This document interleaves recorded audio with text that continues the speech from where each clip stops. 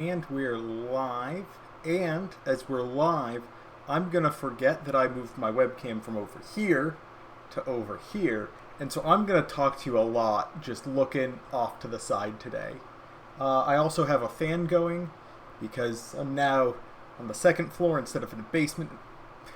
I'm now on the second floor instead of basement. And so it's a lot warmer during the summer. So, how's everyone doing today? Are we having a good time? Let's rearrange stuff on my monitors so that I have to look at the right monitor so that I can talk to your faces rather than not to you at all. Alrighty. We're just making some noise as people trickle in. Good to see you folks again. I recognize some names of folks who are here. We're just going to get started in a moment, talking about team tasks, the sorts of things that you might be expected to do at a large event. If any of you have any questions, as always, please feel free, throw them in the chat. I'll go on tangents, I'll answer them. Happy to do that, but I'm just going to give folks another minute or so to show up because I hit the start button on the stream a minute or so early, and showing up in the middle of the conversation feels weird, but I can only buy so much time. So that means we're going to get started just about now. Hey there, Cardi and Ike. How you doing? I'm very pleased with what I have set up behind me. I think it looks good here. I think it looks better in person. It's a little sad that the Superstar Destroyer needs to be on top just because, like, its undercarriage is the least impressive, but also it is the shortest and the thinnest, and so it's going to have the shortest. It just wouldn't make sense with the shelves if I put it any lower. I'm going way too deep on those shelves, but hey, I'm happy with them. They look great in the room. They just don't look perfect on camera. Headkin says the camera's a bit bouncy. That's because this floor is not as flat as the old floor, and so the desk is not perfectly balanced, and so if I bump it, it bounces a little bit. We'll see if we can adjust the camera a little bit and make it a little bit less bouncy. But thanks, Headkin, for letting me know. I hope your card sorting goes well. Alright, so now that I've delayed and stalled long enough, let's dive on in. So this is part 2 of 3 on large event structure. Last time we talked about roles, or not roles. Yeah, roles and tasks and stuff. Oh boy, before I get started, Mad Dog Max is like, can we talk about the new Rey Yoda thing? Sure, let's immediately go on a tangent. Let's talk about rules for the first 5 or 10 minutes of this. I'm more than happy to. So, for those who aren't keeping up or don't have every card memorized, Rey with Palpatine's Power, I think is the name of the card, has a triggered ability. When you draw this card during the action phase, if you control a red leader or base, you may reveal this card from your hand. If you do, deal 2 damage to a unit and 2 damage to a base. And then Yoda is Sensing Darkness, the leader, with particularly the action. If a unit left play this phase, draw a card, then put a card from your hand on top or bottom of your deck. The other card that people talk about is... what's the name of the Insurgent? Lothal Insurgent. Lothal Insurgent. Which has, if you played another card this phase, each opponent draws a card, then discards a card at random from hand. Both Yoda and Lothal Insurgent have an instruction that says draw a card from your deck, then do something with cards from your hand. Rey says reveal me from your hand and do a thing. The way Rey works, and then we also have our new rule in CR 5.0 that's here to help us out in theory, which has caused some confusion for some folks. So I'm going to pull that up. This is in section 1.13.3 of the comprehensive rules, so in game concepts, drawing a card. If a card's ability triggers when that card is drawn, the drawn card must be revealed before being added to other cards in the player's hand. I don't have cards in here because I just moved. Let me grab some props.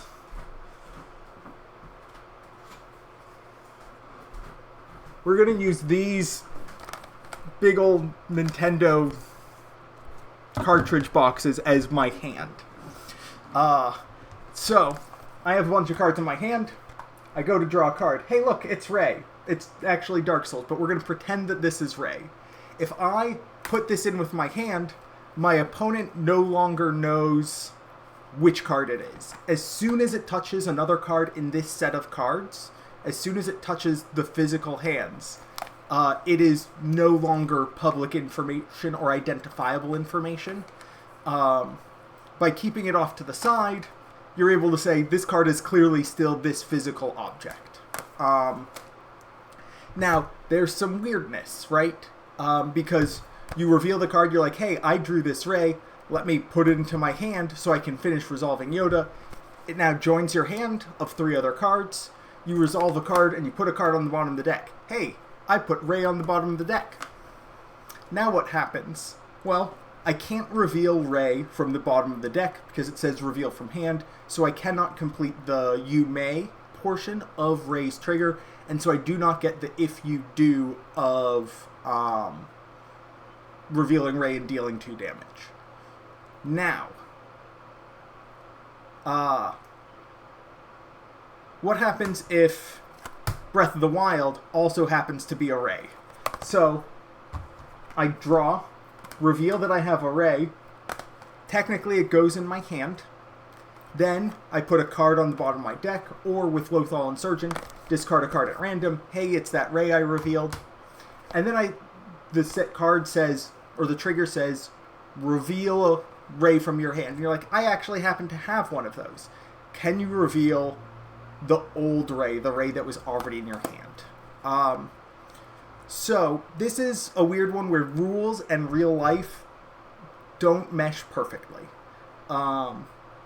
In the example for Yoda, because I'm making a choice, if I put the new Ray on the bottom and reveal the old Ray, I could have just as easily put the old Ray on the bottom and kept the new Ray in hand. And so, with Yoda, if you put one card on the, like if you reveal it as you draw it, then it enters the hand and becomes hidden, and then you finish resolving Yoda and reveal a thing, it's okay. Like, I'm not going to penalize somebody who does that because they've done stuff legally. However, it gets real awkward. On the other hand, with Lothal Insurgent, if I draw my Ray and it touches the hand and we resolve the Lothal Insurgent trigger of me discarding a card at random, if I discard this Dark Souls Ray at random, the new Ray, I no longer have... there's no world where I had access to that Ray in this resolution. Whereas where I was able to make a choice, I could have had that Ray with no mechanical difference, because a Ray in the hand and a different Ray in the hand are mechanically the same, except for if they were drawn this turn or not. The way other TCGs handle this is... quick tangent for the Gem Searcher. Is it okay to be here if you aren't an L2 or L1 judge? 200%, 300%.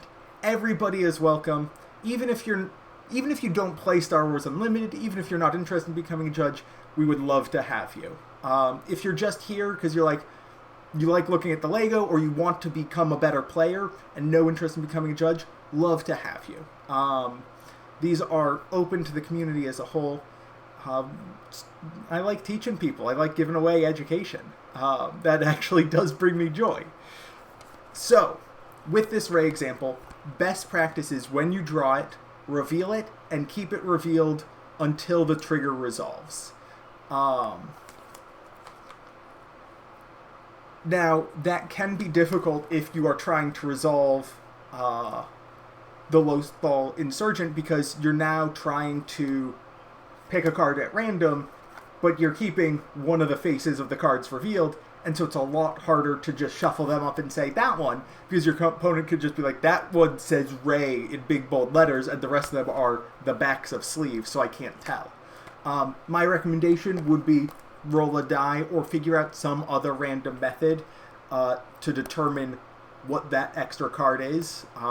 For example, you could take, like, if you don't have dice, I'm spitballing here, you take the Ray out of the sleeve, you take like a common base or card that you have in play, add it to that sleeve, shuffle that card, so that if you need to use face down cards as your randomization method, it's a card that both of you know where it is, what status it is, etc., etc. And then once it's like, okay, it's this card, cool. We agreed that this card was Ray, this is Ray. Now that gets a little hinky if it's like a card that you have copies of in your hand, potentially, and so probably not something from your hand. It'd probably have to be like a base or a leader, which is going to be obviously not a card you have in hand. Wolfstrider says, could calling a judge be something that can help with this? I would generally advise no. There are some things, like if players are like, we can't come to an agreement, like, so let's try a different example. We're setting up for the start of game, and the two players can't agree on a random method to determine who goes first. One player's like, I want to roll dice. The other player says that they want to like flip a coin, and they're like, I don't trust dice, I only trust coins. And the other person's like, I don't trust coins, I only trust dice. We can't come in and say you're rolling dice. The players have, that's their journey. I have seen judges say, my friends, this is a decision you have to make. This is your journey. That's a little too sassy for me most of the time. And I don't want having judges show up to resolve game mechanics that have other solutions than having a third party show up is ideal. Because then players will be like, hey, I want to do this thing. Can you just watch and make sure it's legit and tell my opponent that it's legit? Because that gets real awkward real fast. It puts much more burden on judges. It takes away from the players actually playing the game and figuring out their own solutions. This is something that I think is solvable by players on their own. If they're like, hey, we have no idea how we can do this, absolutely give them some advice. Be like, you can roll a die, you can replace the Ray with like a base temporarily, so you can shuffle and then be very clear that this was representing the Ray. Something like that, and you can give them suggestions, but having them figure it out is what you want to do. We don't want it to be the judge picks randomly or something like that. Heck, if somebody has like a dice roller app on their phone, which if you don't have dice at a Star Wars Unlimited event, you're probably doing something wrong. And second, if you don't have dice and a phone at a Star Wars Unlimited event, you're going to be in a whole lot of trouble finding pairings and marking damage. Wolfstrider says token to replace Rain Sleeve. Yeah, token also works. I'd ideally want a card that has the Star Wars Unlimited back in case you have like not perfectly opaque sleeves, or in case tokens use slightly different cardstock. I don't think they do.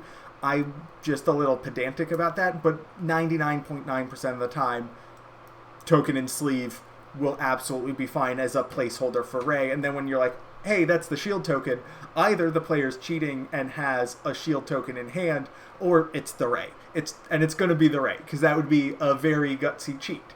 Anyways, to answer Cardian Ike, so if Ray gets discarded or leaves somehow the hand, the ability doesn't work. Yeah, if Ray leaves the hand before her triggered ability resolves, as in she triggers during the resolution of another ability, and in the resolution of the ability that triggered Ray, she leaves the hand, you don't get to resolve Ray. Because it is reveal from the hand, which is very important. So if you have like draw a card, then resource a card, or draw a card, discard, draw a card, put on top, bottom of deck. If it's draw a card, if you have something that says draw a card, you may reveal it. If it's a blank, you may play it, which is not an ability that exists yet, but I wouldn't be surprised if it existed in the future. You wouldn't be able to reveal Ray from in play.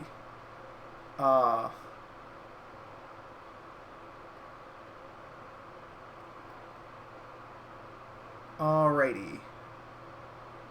Gentle Giant says draw triggers are always an issue in TCGs. They seem so simple, but they aren't.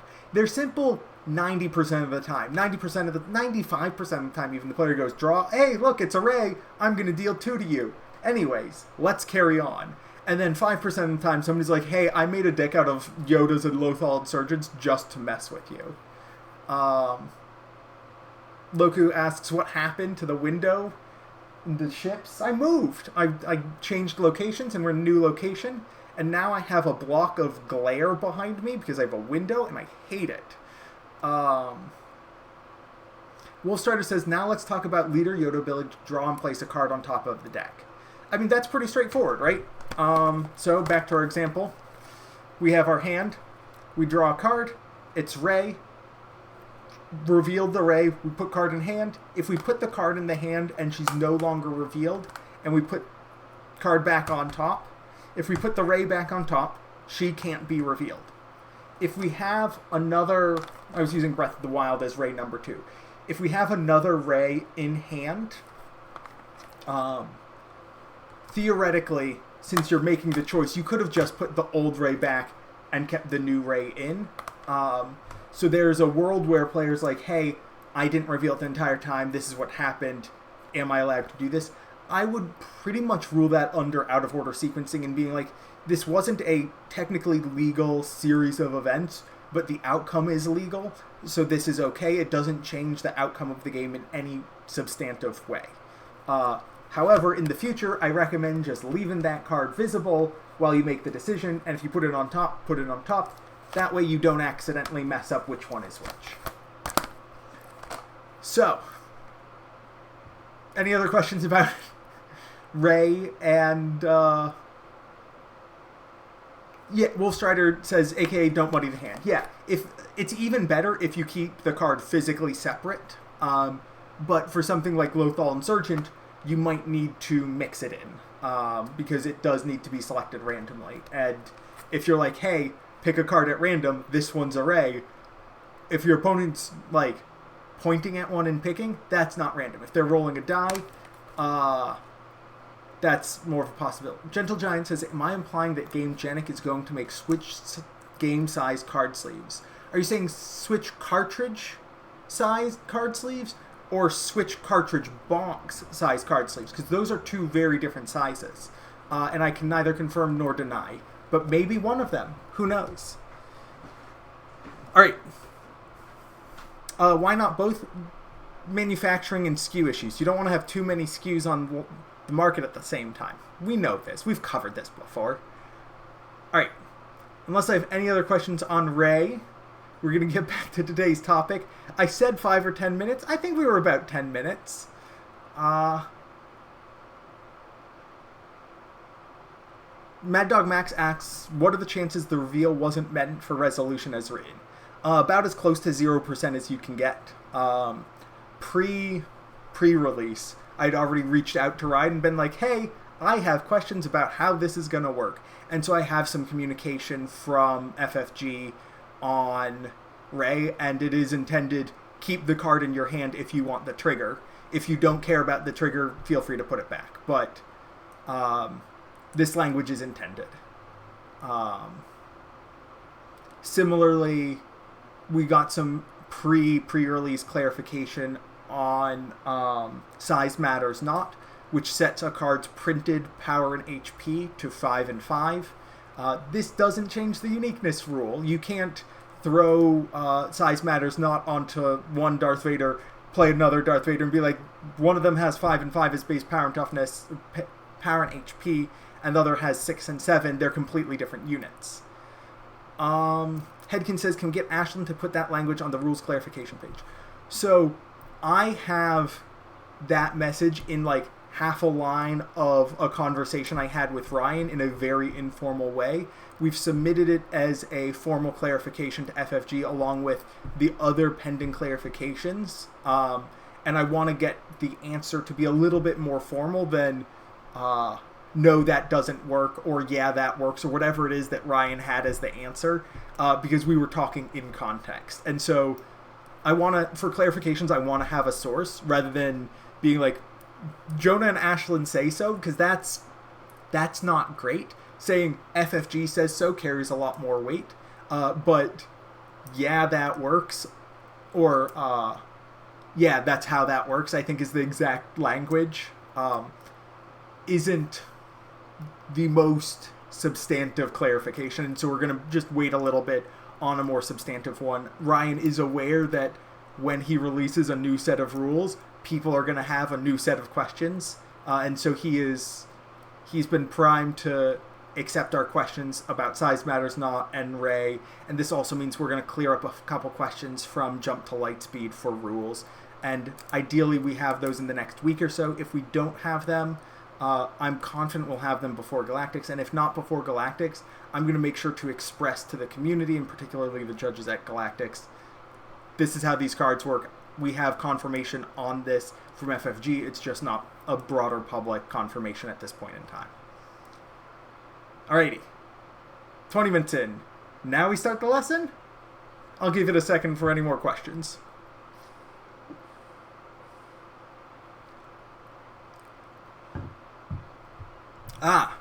Wolfstrider says, so my understanding is that the new Anakin leader overrides all aspect penalties.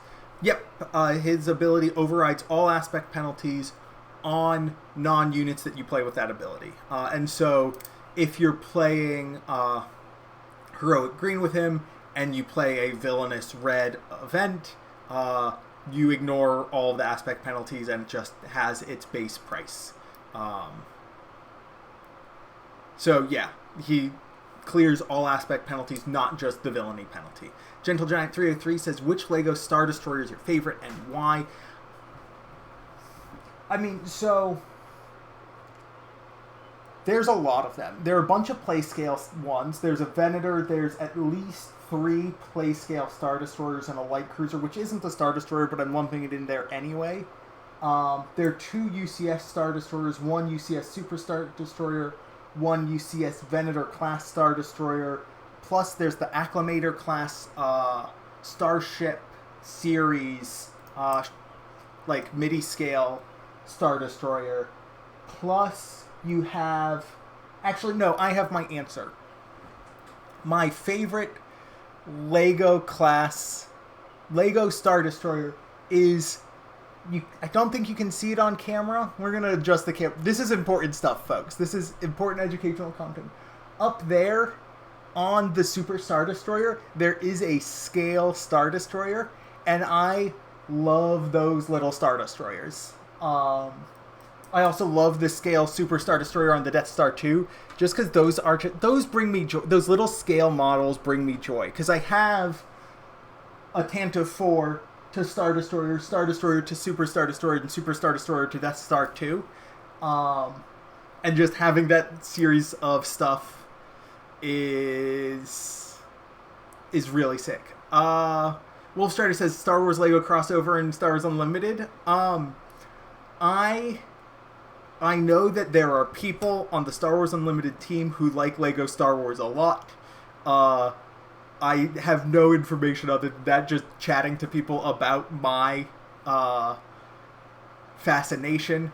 And so I live in eternal hope. I live in eternal hope that we have a Star Wars Unlimited LEGO Star Wars crossover. Headkin says, did I sell my Rex minifig for stupid amounts of money? Nope. I don't like flipping.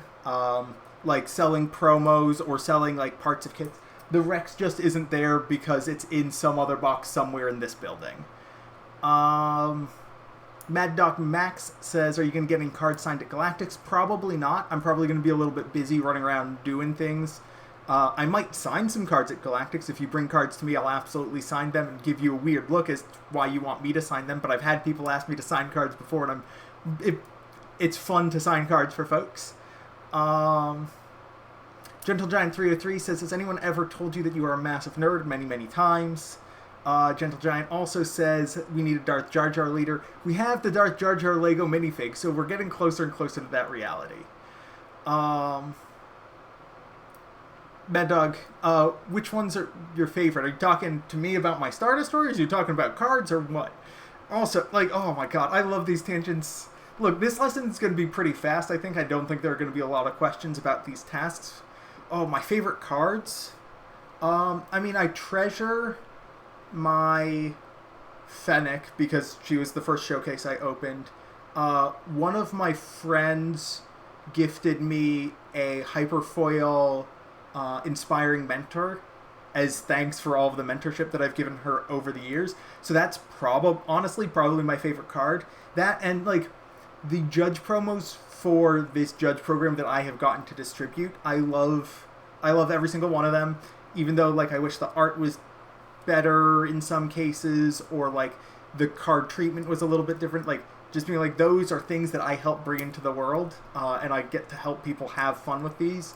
Is really exciting. I'm hoping that in the next week or so, ideally before Galactics, we're able to announce what cards we have as our Legends of the Force promos. And there's some cards that I think you folks will enjoy for one reason or another. Loku asks my favorite judges. Me. I'm obviously my favorite judges. Like that's not even a hard question. But, okay. Oh, Today feels like Friday, and it is Tuesday. We are on topic, locked in, ready to go.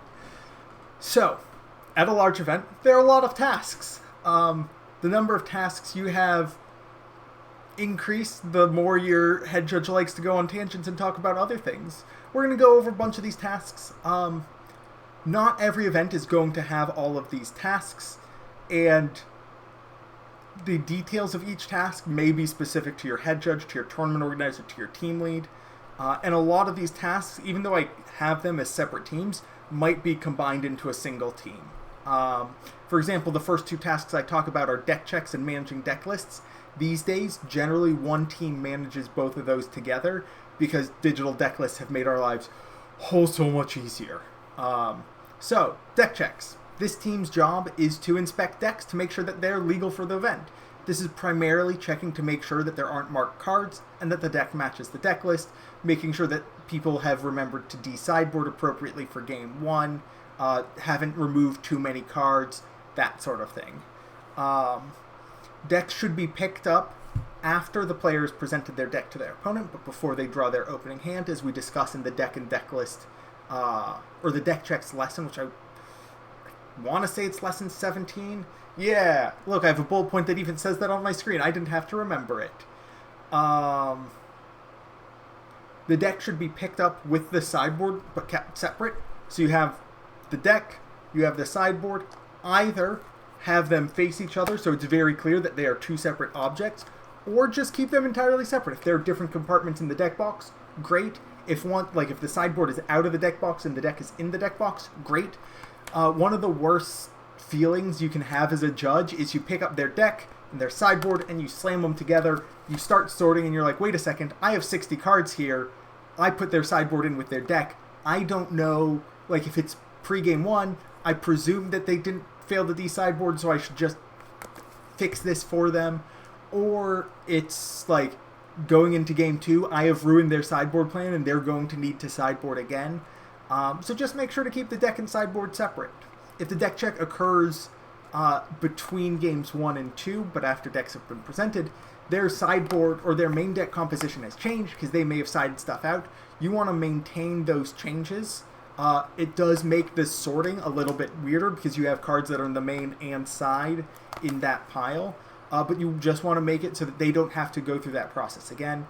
When you return the decks, just be like, hey, we sorted your decks. We've maintained your sideboarding decisions, but take a second to just double check and make sure things are the way you expect them to be. I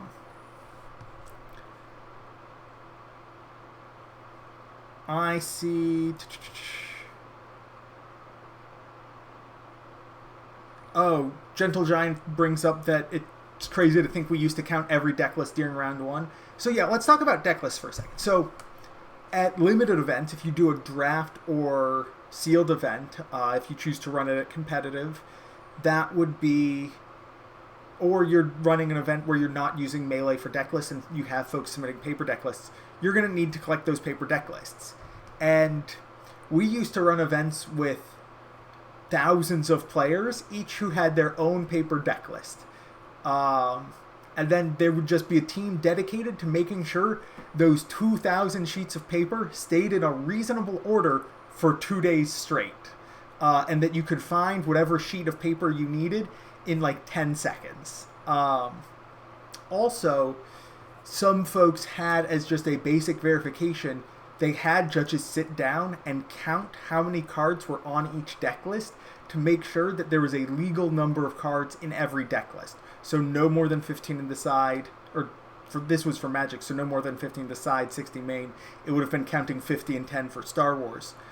They stopped doing that a long time ago because they, every once in a while, would catch a clerical error, but people were not cheating in that way. And now in the era of digital deck lists, Melee says, hey, your deck list is 52 cards, are you sure you want to do that? Or, hey, your deck list is 48 cards, you're not allowed to do that. And so the technology does the counting for us, and we love the technology counting for us.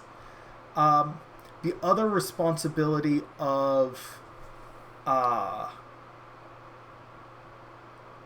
the deck list team is keeping track of those deck lists and creating copies if necessary. If you have feature matches where contents of players' decks are broadcast because they're being revealed on camera as they play out, having a deck list swap during the top 8 is important, and the team managing deck lists should make sure to get copies of those deck lists to those players and retain the originals in case the judge staff need them. Sometimes the coverage team wants or needs deck lists, and so making sure that they get copies and that the originals are not lost is important. Just keeping them around, making sure they know where they are, that's the job of deck lists.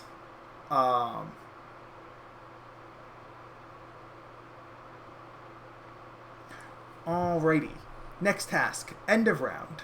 The end of round team is essentially 2 tasks. There is one goal, which is make sure the round ends appropriately. Loku says, do I want to go into more detail about swooping? I'm not going to go into more detail about swooping in this lesson, because in lesson 17, which is a couple weeks ago now, I go into a lot more detail about how to swoop, how to gather attention, when to be stealthy, when to do targeted deck checks, that sort of thing. And so if you go check out the VOD on lesson 17, or just check out lesson 17 itself, there's more detail there on swooping or picking up of decks. Mad Dog Max asks, do we have any stream info for Galactics yet? There will be a stream. That's the info I have. I don't know where it'll be broadcast. I don't know who's commentating. I don't know the hours of the broadcast. And that's not information that I'm going to get probably until Thursday or maybe even Friday morning, unless it is publicly available. I'm sure at some point, probably one of the FFG weekly broadcasts leading up to Galactics, they will mention more details of that broadcast, but that's not something that I'm going to have early. That announcement's certainly not going to come from me, let's put it that way. Alrighty. End around team. Job is to make sure the round ends. There are a couple of subtasks here that we need to make sure that the round ends. One, if there's an unreported match with no players, so table 17 hasn't reported digitally on Melee, and there are no players at table 17. This is a problem because this isn't going to resolve itself naturally. Again, this is something I cover a little bit more in one of the end around and logistics lessons. But this is at some points called ghost fighting or ghost busting. This doesn't resolve itself because those players, once players leave the table, they generally assume that either they or their opponent has reported the match result, and so they're not going to check their phone without being prompted. What we want to do is identify these ghosts, and then identify the players and be like, hey, Gentle Giant and Mad Dog Max, please report your match results. And having your name broadcast over a loudspeaker is good motivation for you to be like, oh, I should report my match results.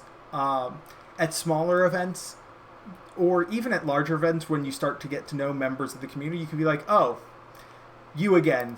And you walk up to them and be like, hey, did you report your match result? Or a little bit more politely, can you let me know what your match result is so I can confirm it? Because we don't seem to have it in yet, and it looks like you finished your match. But getting that information in is a priority, because if we are not proactive about that, that status is not going to change. Whereas the next one, ensuring that players hear the end of round announcements, so when time is called by the head judge or whoever's making the announcement, just going through the rows and being like, hey, do you have a time extension? No? Okay. You're in your final action phase. Great. Just hearing you heard the announcement? Great. You're going into your final regroup before your final action phase? Awesome. Just making sure that everybody is there. That happens much more naturally because most players hear that announcement. And those that don't, eventually a judge is going to show up at their table and they're still going to be playing, and that match will be brought to a conclusion. We know where those players are. Then the final task for end of round is when the number of matches remaining is low enough, assign judges to those tables to sit and watch those matches, to ideally catch anything that goes wrong or pay attention to those sorts of issues, and be ready to be like, oh yes, you're catching the issue, but I'm aware of the game state, and so you don't need to explain the last minute or two of actions. I've been here and I'm caught up. Headkin asks, if you're at a venue that has crap connection, how unreasonable is it to just run up to the judge station to report? Obviously, at scale, it can be problematic. That is absolutely a service that we offer. It should be to the scorekeeper in particular, rather than to the judge. The smaller the number of people who are entering match results, the better. I know that in some places, judges entering match results enter them incorrectly, and scorekeepers have a little bit more experience with entering match results and entering bulk match results. I usually see about, honestly, it's probably 1% to 2% of players. But let's say it's 3% of players and at the Galactic Championship. That's actually a pretty significant number of players. That's going to be 60 players, but it's going to be 60 players over the course of an hour, and 3% would be a huge number. Also, it needs to be both players don't have a connection, right? Like, if I win the match, but you have a connection, I can be like, hey, do you mind reporting the result for me? I can't connect on my phone. And so both players have to have a crap connection for it to be necessary. And so the incident rate of neither player can report is extraordinarily low. And I would guess that we look at probably fewer than, over the course of 19 rounds of Swiss, I would bet that we get under 100 people, like 100 times the scorekeeper needs to input a mattress. I wouldn't be surprised if it was under 50, honestly. It's usually just 1 or 2 people who have persistent issues, and everybody else either is able to get a data plan, is able to get on Wi-Fi, is able to get hotspotted from a friend, or their opponent is able to enter it for them.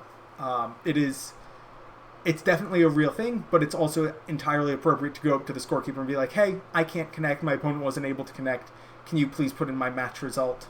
Similarly, if you're not able to find pairings, if we have paper pairings, fantastic. If we don't have paper pairings, going up to a judge or the scorekeeper and being like, hey, I can't connect, can you let me know where I'm supposed to be this round, is, again, an entirely appropriate action. Alrighty.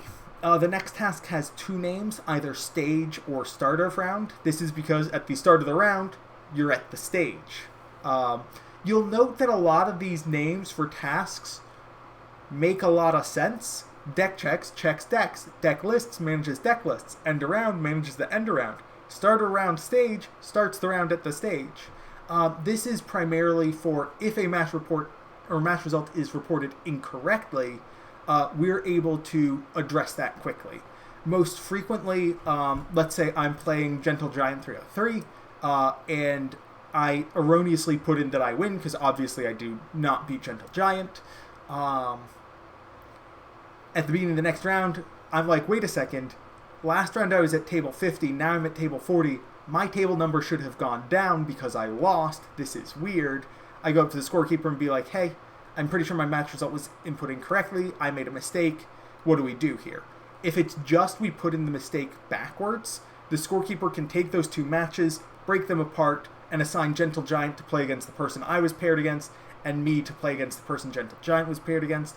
You do want to make sure that we haven't had those matchups before. But once you break and repair those, you want to send somebody to Gentle Giant's match to be like, hey, there was a minor issue with scorekeeping with regard to your match. This is not the match that you're going to be playing. Please don't start the game, or if you have, please pause the game and wait for further instruction. And then it's pack up the game. Player A, you're going to be going to table 40. Player B, you're going to be going to you're staying here at table 60. We're going to have an opponent for you. We're going to give you a time extension. It's very important to make sure that like cards aren't face up and visible, that the player who's staying at the table has an opportunity to pack up. That way I don't sit down and I see, oh, you're playing Yoda Red. I know that. However, you also have, I don't know, a Super Laser Blast just in your discard pile. And I'm like, oh, now I know that you're playing a Spicy Brew with a Villainous Splash that I wouldn't have known otherwise. So make sure that the player has the opportunity to pack up the cards that should not be visible. Furthermore, the reason we pause the game in the match is because if we don't pause it, sometimes there's a very fast game and a player wins a game and saying, okay, I know you just won a game, but your pairing is invalid and you're going to have to start from scratch at a different table. That's a crappy feeling. Having players sit and wait for a while also isn't great, but it's better to have them sit and wait for a while than to play a match that cannot matter for the tournament, that they believe does matter for the tournament. All right, moving on, unless anybody has any questions. Alrighty, next up, the Gem Searcher says, how do you get an endorsement to become a level 1 judge when we don't have any level 1 or above judges in our area? If you go to the Discord, the Star Wars Unlimited Judge Discord, and !, endorsements, that'll link you to the pages about endorsements, but the short version is any store, any game store that is running Star Wars Unlimited events is eligible to endorse level 1 judge candidates. And so just work with your local store. They should be able to endorse you. The information is found in some clumsily hidden places. It's not the most user-friendly, but if you go to the Discord, people can absolutely help you out, even if Carl Bot isn't working. We have some people who are almost bot-like in their performance. And so people can absolutely point you to the resources and the links for what you need to do for an endorsement, what a store needs to do to link their account and be able to write you an endorsement. Starting in about a month, we're probably going to start having our first level 2 judges who will have the ability to also endorse level 1s, and I'm really excited for that. But we are going to keep the ability for local game stores to endorse level 1 judges. Moving on to pairings. Pairings just ensures that players are able to get their pairings. In a primarily digital scorekeeping world, you generally have one set of pairings. If you have a huge number of players, you're going to spread those pairings out across the room, so it's not all 20 or 30 people going to the same board, and it's a little bit easier to find them. At this point, frankly, it's not due to the number of players at the pairings board, but instead due to the number of pages of paper on a pairings board. Additionally, judges just standing at a specified location, at a banner or something along those lines, allows them to just have their phone out and act as a digital pairings board and just be like, hey, what's your name? Okay, Nikolai, you're going to be at table 27. Andrea, you're going to be at table 26. Dustin, you're at 23. And you will have access on your phone and are more likely to have access to the tournament organizer's Wi-Fi or internet than the players are. So even if the venue has a generally crappy cellular connection, you're more likely to be able to get a Wi-Fi connection and can get that data. The other big task for pairings, and it's not that big, but it is taking down the pairings. If you leave the pairings up the entire round and either you're going to layer stuff on top and that looks unprofessional, a little bit sloppy, but more impactfully, it can confuse players. If I say pairings are now available, and you start heading towards the pairings board with a fresh sheet of paper, but the old one is there, I walk up and I go, hey, table 72, I was there last round. What a weird coincidence. And I go and I sit down, and I don't check my actual pairings, and I play the wrong match, or I'm late for my match, because those pairings were still up. Taking pairings down indicates that, one, players can't erroneously access that information anymore, and two, it indicates that the end of round is coming and new pairings are coming soon. Gentle Giant 303 asks, are you going to have a lesson on how to make tape loops? That's probably going to be a YouTube short. I think that's better suited to the vertical shorts and clips format than a full-length production, but it's on my to-do list, along with a question about our new friend, the Kylo Leader, Crate Dragon, and Snapshot reflexes. Next task, standings. This one has almost disappeared entirely with the development of digital scorekeeping tools. Previously, in like the final 2 rounds of a day or an event, in addition to after the final round, you would post standings so players can confirm that their record is what they expect it to be. Now, however, players have access to their standings on their phone at all times. However, posting a physical set, again, is very important for folks who don't have access to data. And by posting a set after the conclusion of Swiss, that is you saying, this is what the standings are. If you disagree what is posted here, that's what we are building it on. If somebody comes up to you later and they're like, hey, so on my app it said that I had the right number of points, but an hour later I checked the paper pairings and it says that I had a different number of points, or I didn't hear my name when you called for top 8 or something like that. It's like, we have told you that this is the source of truth and this is what we're going off of. We asked you to take a look at it. And so calling it out as a resource and pointing it out as a particular resource is very important for making sure folks have authoritative data. Next up, coverage or feature match area. There are a couple different roles in the feature match area. There are table and hand spotters. These are generally reserved for the more exclusive events. I don't even know if we're going to have something like that for Galactics. A hand spotter is somebody who stands behind the player and as they draw cards uses a digital tool to track what cards they've drawn so that it can be exported to the stream scenes, which is very nice and also is a painful job. I've had friends do it, and you're standing the entire day, you don't get any breaks, and players love to shuffle their hands together or keep them face down, and you're like, I got a quarter-second glimpse of a card, I'm 90% sure that it was Maul's lightsaber, but it could have been Revan's, I don't know. Oh, they picked it up again, okay, it's definitely Revan's. And you need to just be locked in on what's in their hand, so you can't really pay attention to the game.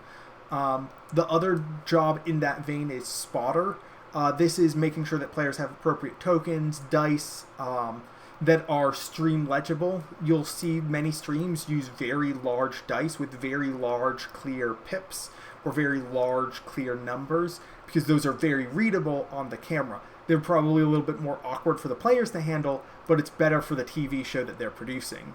Similarly, they want you to use official tokens and markers rather than the third-party ones that you don't have. The spotter also sometimes tracks like base health on a digital device that again is connected to the stream. Their source of data is not definitive, it is not authoritative. So if there's a discrepancy between the spotter and the player's record takes precedence for this because they're the ones who are responsible for maintaining base HP totals. Finally, there's a table judge. Table judges are there to be able to resolve any issues that they catch. However, the players are still responsible for maintaining a legal game state. It does not become the burden of the judge to make sure everything the players do is legal on stream. It is still the player's responsibility to play legally, even with a judge there. Finally, another one is similar to that, watching the match roll, but watching the stream.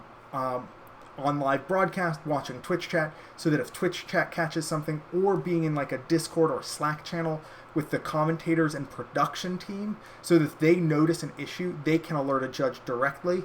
I've had a number of events where like a commentator gets up from their booth, walks over and says, hey, you missed a trigger, or hey, shouldn't that have 2 damage on it? Sometimes they're right and it's helpful. Other times they are incorrect and it's simply disruptive. And most commentators and production staff have training and expertise in that, but not in those player interactions to be minimally disruptive to the match. And so having it, while funneling it through a judge makes it take a little bit longer to resolve, it does reduce the disruption on matches overall, because even though the disruption might be bigger because it's a longer delay between the point of error and when we resolve it, that's only a few seconds, and judges have an amount of training that allows them to handle that in a way that is generally less disruptive. Wolfstrider says, so would a table judge need to only step in on things that have to happen and let May triggers be missed, or all triggers? So May triggers that judge should absolutely let be missed, because a player is allowed to choose to do nothing with them. And even if you think it is a misplay, a strategic misplay, that's tough luck for the player. It's essentially, if you see something illegal occur, step in. If you think something illegal is about to occur, that becomes a much hairier proposition.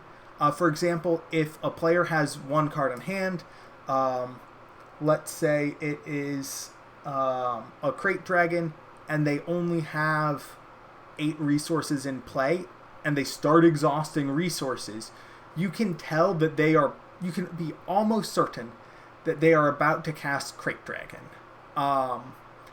However, they haven't done anything illegal, and it gets real hairy because you're not allowed to over-tap, you're not allowed to just exhaust resources willy-nilly in Star Wars. And so just being like, hey, if I think that they're going to try and cast a Crate Dragon for 8, I might say, hey, just checking real quick, how many resources do you have? And they go, I have 8, or they have 8, but I have a discount from this, so I'm still going to play my Crate Dragon. And then I get all red in the face because I was wrong. But I don't want to be like, hey, you have a Crate Dragon in hand, which is not yet revealed. I don't want to reveal information. And the player still has the opportunity to catch it. And so if they start to exhaust resources and then go, wait a second, I have 8, never mind, I'm not casting this or playing this, they haven't done anything illegal. And so as a judge watching a match, whether it is for feature matches or out on the floor, if you think you're going to see something illegal, watch the match. If you know something illegal, if you see something illegal occur, that's when you intervene. But until something has gone wrong, you shouldn't be intervening, because the player might always walk it back, and saying, hey, you were about to do something illegal gives information to the opponent, because they're like, okay, what illegal thing were they going to do? Oh, it probably has to do with the number of resources. Oh, I'm playing against the aggression deck. They're at 8, it's probably Crate Dragon, my opponent has a Crate Dragon in play. Whereas, if the player starts to exhaust resources and then says, never mind, I'm not going to do that, the player's like, okay, they exhausted 4 resources, I don't know what card that they were going to play, it could have been anything that cost 4 or more.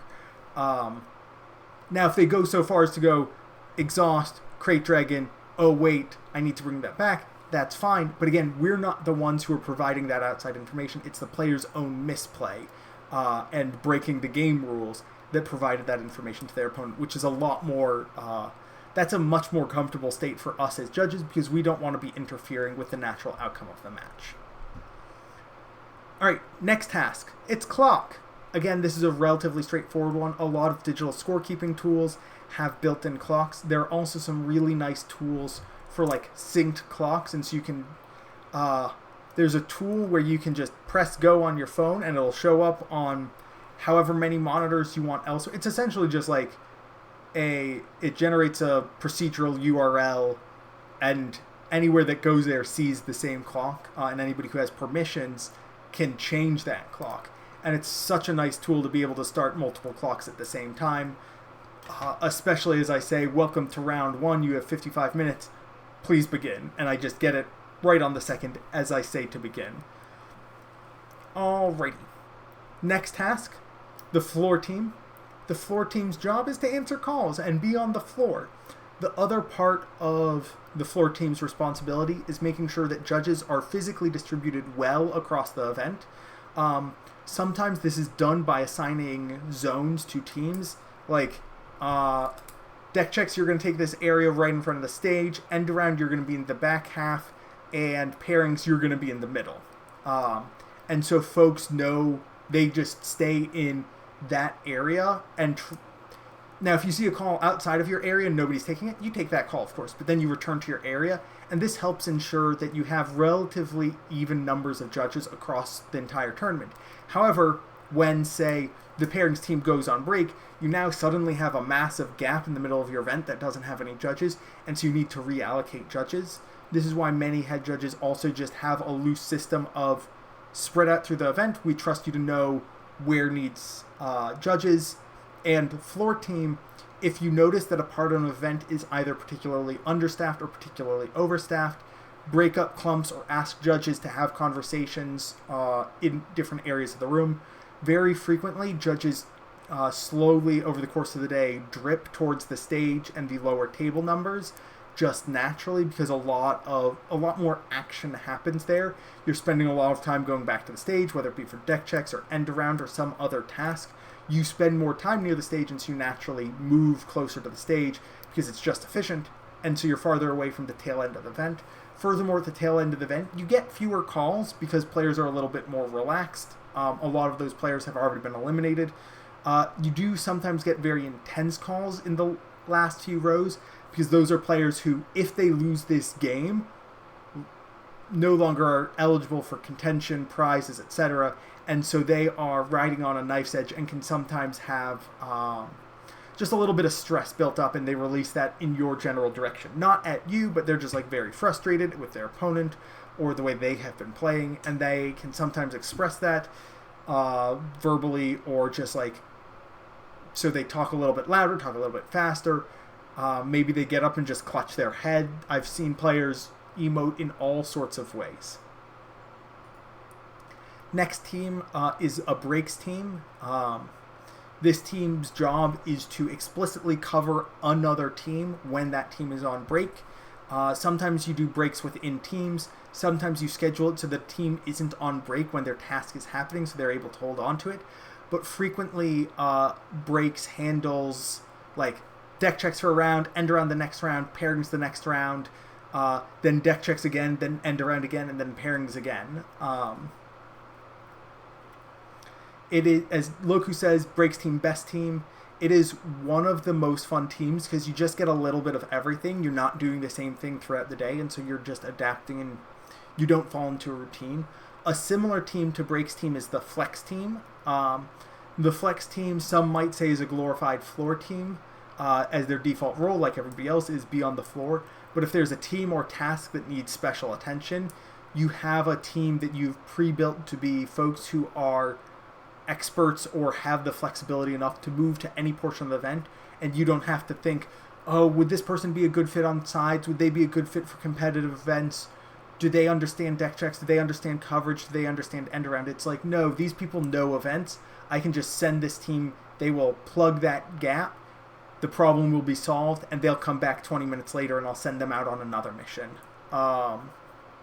I love both flex and breaks. They're just flexibility and doing different things. Really exciting for me. I also understand people who love end of round. End of round is a very fun and satisfying job. Deck checks also super satisfying because I get to race against myself and see how fast I can do a deck check. Alrighty, distribution. Distribution is a team that is primarily seen at limited events such as draft or sealed. At pre-releases like you just had, you were the distribution team and made sure every player got a pre-release kit. Some stores probably just handed them out as players signed up, but many stores also probably got everybody signed up, sat them for deck construction, and then handed out product. If you have a small event, if you're under like 30 or 50 players, that only takes a minute or two. If you're looking at a larger event, which I honestly wouldn't be surprised to see, that can take quite some time, and having a team dedicated to that. Similarly, You have promos and goodies to often distribute, even at constructed events such as Premiere. At regional qualifiers in Minneapolis, what did we have to distribute? We had, so every player got playmats, tickets, promo, deck box, sleeves, bag, and something else. Not the initiative token because we didn't have those yet, but that was on the list. It was like 7 or 8 things, and so we did lanyard. That's the one. Yeah, we distributed a lot of stuff in Minneapolis, and we had a team whose job was coordinate getting stuff from 7 different pallets to 600 players and do it as fast as possible and miss nobody. And frankly, the team did an outstanding job. It was about 10 or 15 minutes, which is an incredible amount of time for that amount of stuff and that number of players, with close to no error rate. That was a very impressive job done by that team. And then after that, the rest of their day, I think I had them do more logistical tasks, but very frequently the distribution team does that, and then does not have any other tasks for the rest of the day because their morning is already so stressful. We don't want them to have to worry about anything else, and they just become a floor team for the rest of the day. Mad Dog Max, in one case you say you didn't have to work with me, and another you say you did have to work with me, and the wording "had to work with Jonah" is making me feel a little offended. I'm a little hurt that you felt like you had to work with me.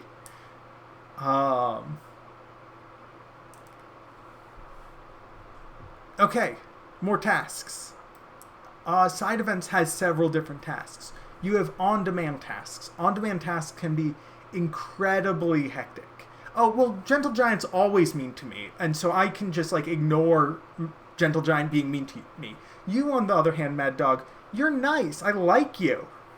But on-demands are very hectic. They don't launch on an assigned schedule, but rather when you have generally 8 players signed up. These events are often single elimination or best of one, and so players are queuing back up again relatively quickly. And because of that, they're often not using full scorekeeping software, instead using a paper bracket that is easier to manage for many small-scale events. But if you're running 10 or 20 events, you now have a big old stack of paper that you need to manage. Furthermore, oftentimes on-demand events are untimed, just because managing the time for all of those events gets even more hectic. And so you don't know when those events are going to end, and so you're just trying to cram as many players into the space as you can, remaining space efficient, and trying not to crash into other events. And so when on-demand events are busy, it gets so hectic, and it will just, that momentum will push you through the day. There are also scheduled side events, events other than the main event, occurring at planned times throughout the day. They can be rebound events, they can be large constructed events, they can be events with higher prize pools, they can be weekly play, they could be things with a small top 8 or some sort of cut, exclusive prizes. These events can span the range of competitiveness and formats. You might have casual, you might have competitive, Twin Suns, Eternal, Trilogy, Premiere, who knows what you're going to get, sealed, draft, etc. Usually a judge is assigned to be responsible for a single event, making sure that the rounds turn over, making sure that the questions on the floor are covered. Sometimes, very frequently, as a head judge of a side event, you are not the final authority, and you should be bringing any appeals and investigations to your team lead. But that is on a case-by-case basis, and your team lead will let you know who they want you to go to as for consultations like that. Spartan says Sides team is great, reminds me of a more hectic PAX or SDCC. Plus, the players are 90% very happy with you and over thanks you. Yeah, I love Sides. Players are just happy to be playing the game. Sometimes somebody had a bad day and is taking it out on side events, but it can be a much more relaxed format and environment.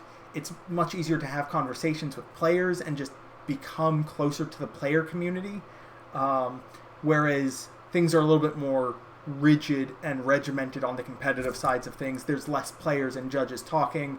It's much larger, and so you don't get used to seeing the same faces over and over again.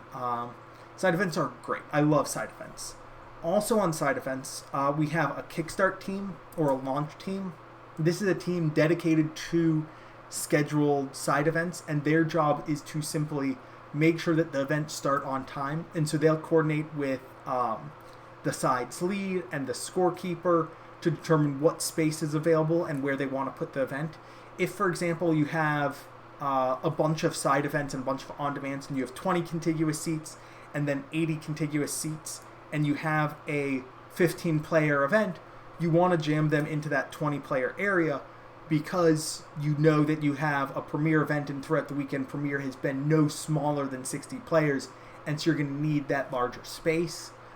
Or you want to put it in that at the tail end of that larger segment, because between the 20-player segment and the larger segment, you have a 30-player event that you know is going to end before that next very large event. And so that'll, if you put, by putting the other event at the tail end, you're going to have the largest contiguous space. Gentle Giant 33 says Kickstart is probably the most logistically challenging role. It's definitely up there because you are juggling a lot, especially if you're constrained on space. You get to play Tetris and potentially move events around. And so, like, in round 1, your premier event starts at table 32. In round 2, it starts at 132 because you had to fit another event in between or something along those lines. However, I think the next team is potentially even more logistically challenging, which is the turnover team. This team's job is to turn over every round for every scheduled event.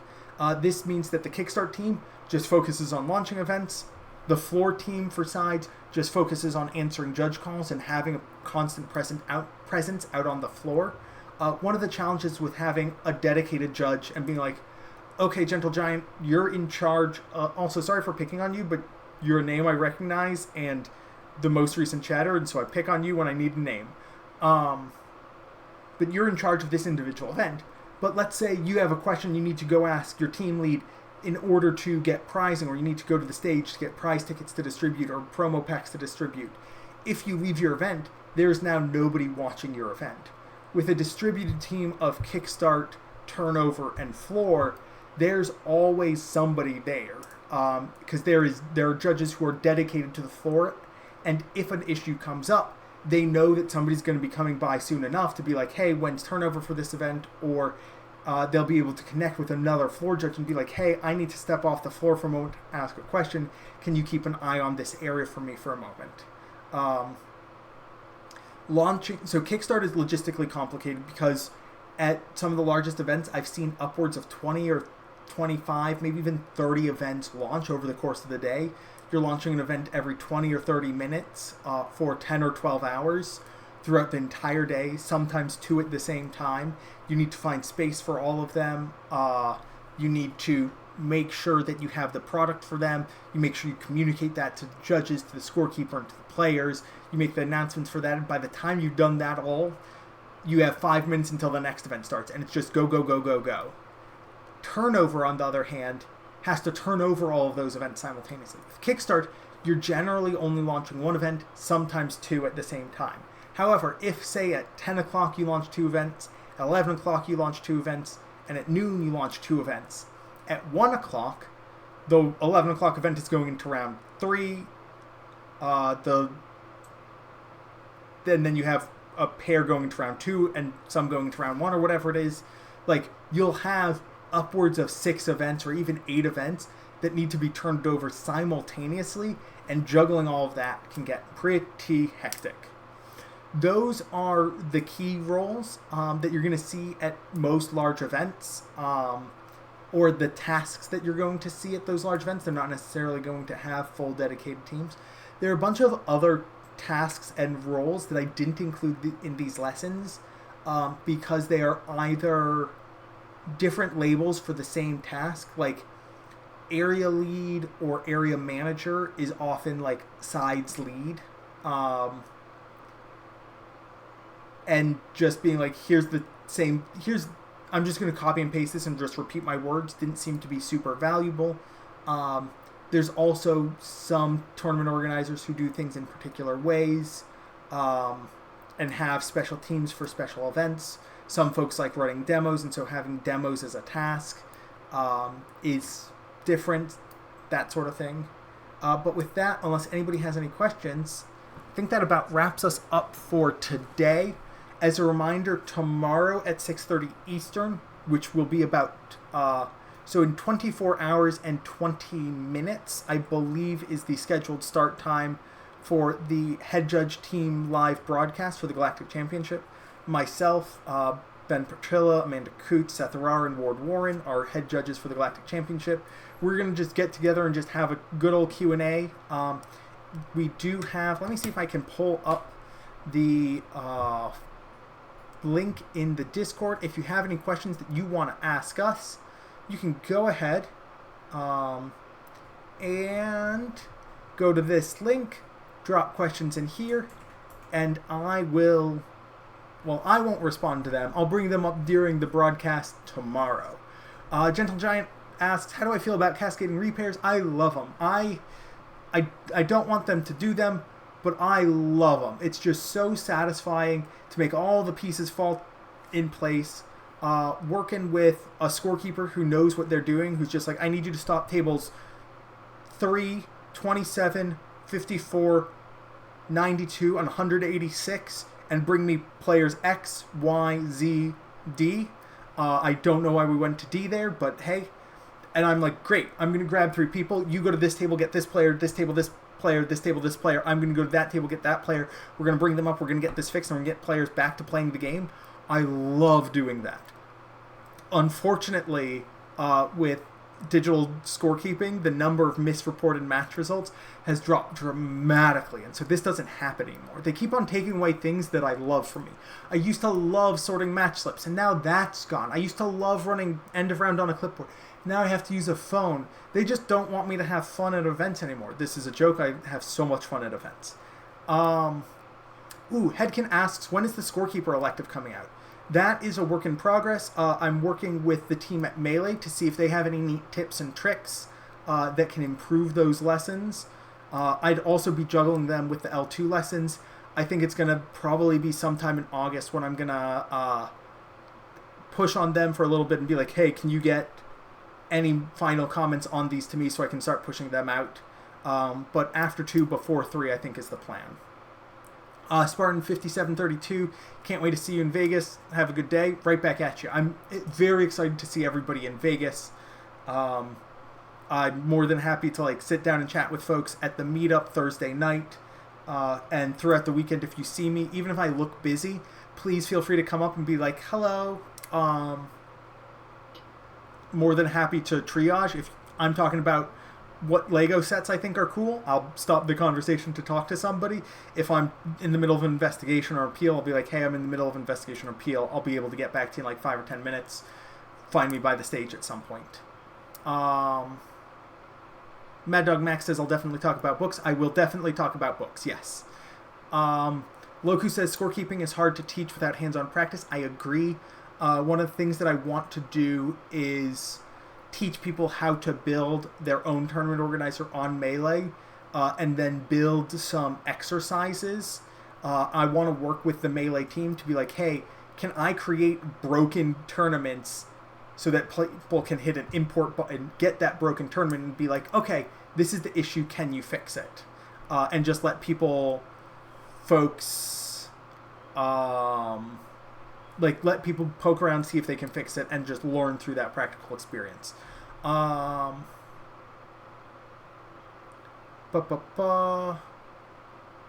Gentle Giant says, even me? No, I'm not excited to see you in Vegas. I'm excited to see you on the broadcast tomorrow, and then in Vegas.